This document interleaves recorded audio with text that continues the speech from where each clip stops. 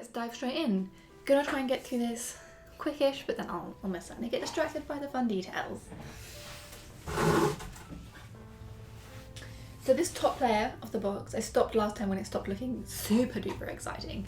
This is all black, so I can't really tell what's in there, but there are some intriguing colours in the layers below. So here we go, here's the first one. So when I sort of grab them out, I might be being a bit kind of, I do know how to properly handle them, you know, these kinds of things. But it's my personal collection. A lot of them are a bit beaten up already. They're already smushed inside this box. So I'm not being super duper precious where they don't seem like, you know, the stuff that's obviously very delicate. I'll try and be careful, but I'm going to be moving through these quite quickly, so you might see me be a little bit rougher than one would be normally. So, ooh.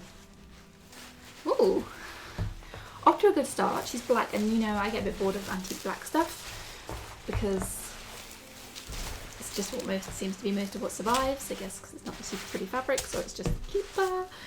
But although being black, this gal's got some real cool sleeve puffs. So it's a jacket.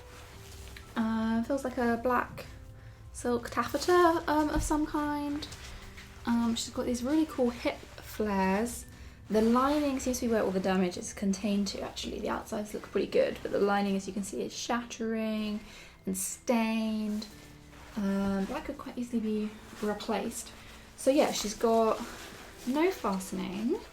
Doesn't look like there ever was. Oh,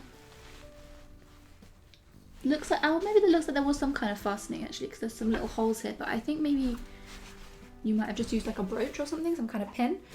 But what is most cool looking is these sleeves have got these like crazy puffs, and they've gone super flattened out from being in storage. But I feel like this would have been really puffed out, and it's kind of like got a sort of Renaissance revival kind of vibe to it, I would say, with that kind of puff that you see in a lot of like Renaissance painting and stuff, like the smaller ones all on the sleeve and that kind of thing. So that's really cool. When it's all puffed out, it's a bit sad when she's all flat, but man, how cool is that gonna look on? I really can't wait to see that properly done. And is that, I assume the lining inside is flat to it. Oh, well, the lining's completely gone in the sleeve. Or is it? No, here we go. Yes, there's an inner lining that goes all the way out, and then that's mounted to the lining, which keeps it puffed and stops it from just like dropping down. So this is really cool, a very exciting start, and I actually hadn't fully appreciated how big these hip flares are. So I would say probably not Edwardian based on that, just because they tend to be kind of backloaded, like the front silhouette is fairly narrow around the hip. They're coming out the back kind of with that pigeon swan shape, pigeon swan. So this gives me more of a hourglass vibe, which would maybe say more 1890, but I don't know. I'm really not sure about the dating in this one. Either way, she is super cool, and I think seeing it mounted would help with the dating. So unfortunately I'm going to sort of squish that puff back down. Okay, I'm also just putting all these behind me. They are going on the floor, but they are going on like things on the floor, so it's mostly okay. They're going to be stacked. Try and do it in a nice way. Right. Oh my god. Oh my god. Oh my god. Oh my god, it's heavy. Oh, it's shedding. Oh goodness me. This is a lot of beads. And a lot, it's kind of hard to tell if they've come off or if they were just kind of, if they were a bit irregular in the first, I think they were irregular in the first place. I don't think it was like 100% bead. Oh my god, this is so densely beaded.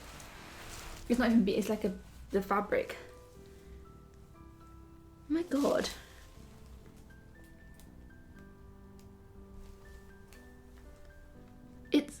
It's like a net that's had the beading done onto it. Okay, so it is meant to be completely dense. I mean, that's obviously been, that one's gonna have been machine done. Yeah, it looks like a chain stitch. So it's been chain stitched on.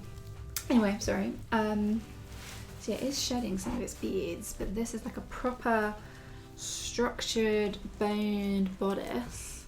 Oh look, you can see, this is exciting. This is why damaged is fun.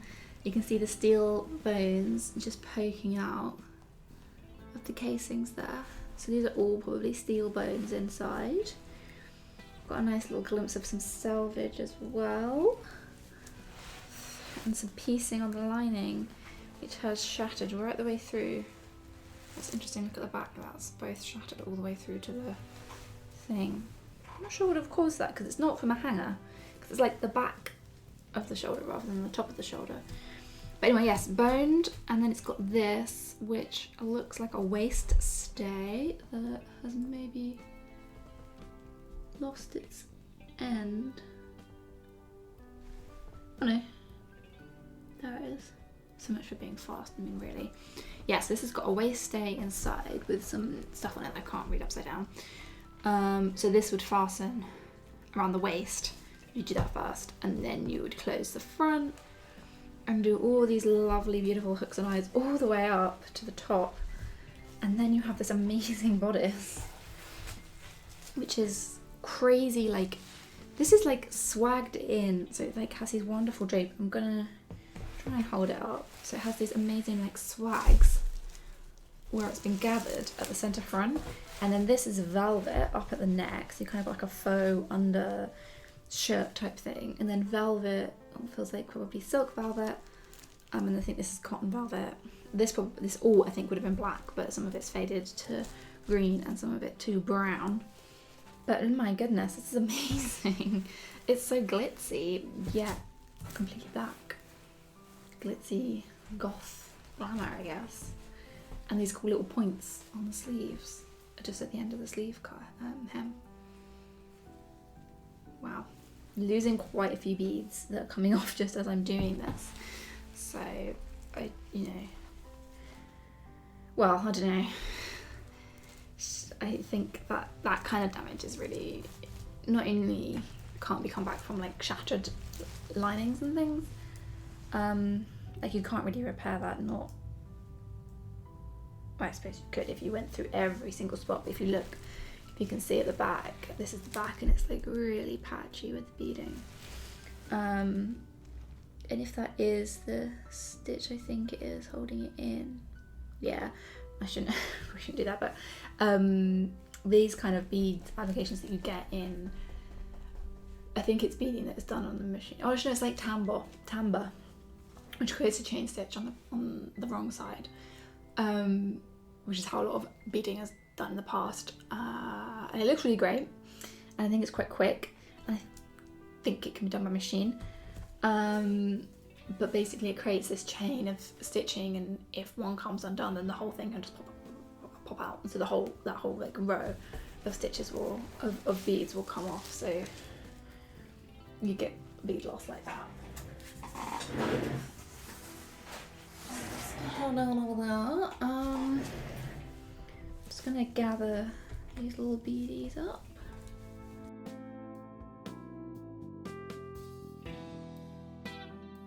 Okay, next, more black. I was gonna say I'm afraid, but I think a lot of people probably like black. It's not like I don't like black, but I just never wear it in my personal wardrobe. And then in antique stuff, it's just a bit less exciting. However, this collection is proving me wrong, because there's super cool stuff like this. This is amazing. Just first of all, so that's actually meant to be turned back like that. So this actually looks like it's in really good condition. I don't see much damage, just a couple of pulls, but this is like completely cut work, the entire thing, and it looks like it was done,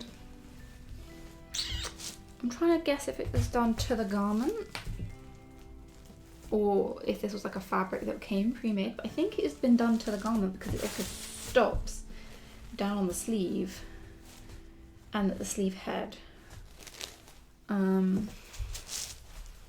So it's done for this shape, and so it's like a wool that I guess doesn't fray.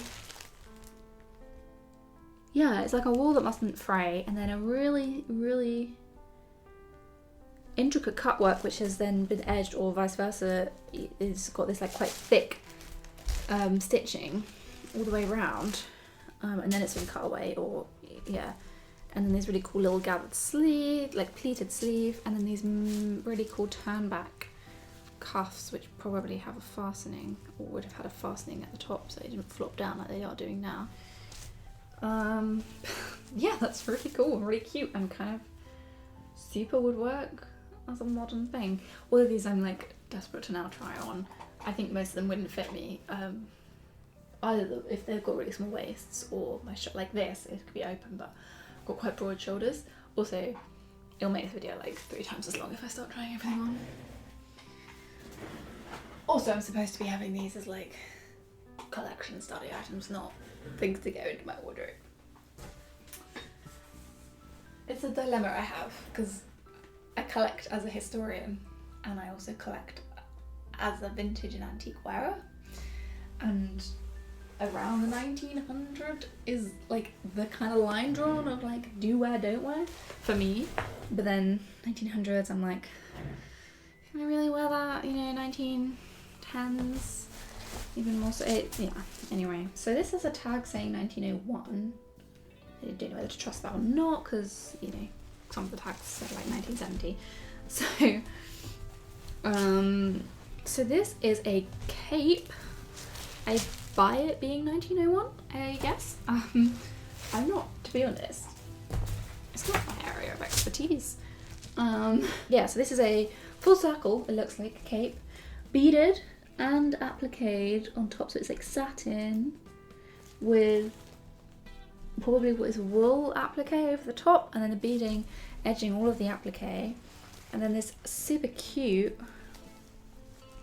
ruffled little stand-up collar thing, which when I'm envisioning it is more like 1890s to me, but like later 1890s, so maybe it was also into the 1900s as well. So it has hooks and eyes up the front, to kind of, so it has like 1, 2, 3, 4, 5, 6 hooks and eyes, and then yeah, this lovely like really densely ruffled ruffle, which is absolutely gorgeous. And yeah, she's pretty beautiful. Lined, open seams, which have just been sewn over. It's not second lining, it's just a flat lining, and they've just sewn straight over the seams with that, so that's been done after it's been constructed. And these 2 big ribbon ties as well, which is actually like a satin. It's like a grosgrain backed satin ribbon. That's cool. If it was modern, I'd almost say it was like not bonded, but like double face. I guess it could be double faced. Yeah, that's cool. So pop her away. A lot of damage actually, as you can see, where it looks like essentially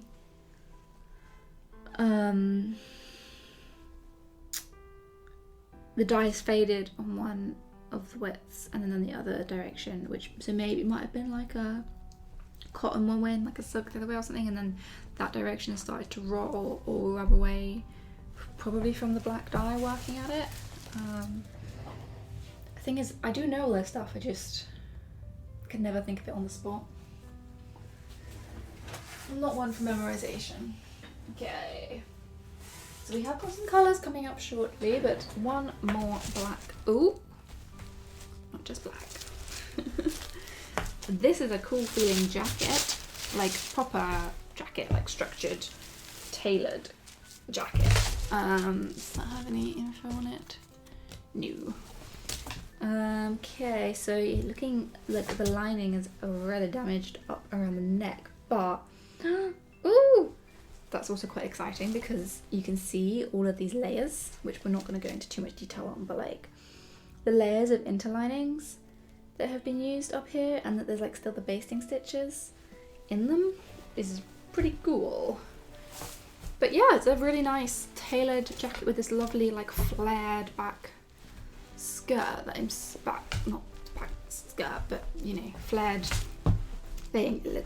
Very small looking at it because it doesn't even meet at the center front. Like that's where it meets. Oh, so it's missing all these buttons.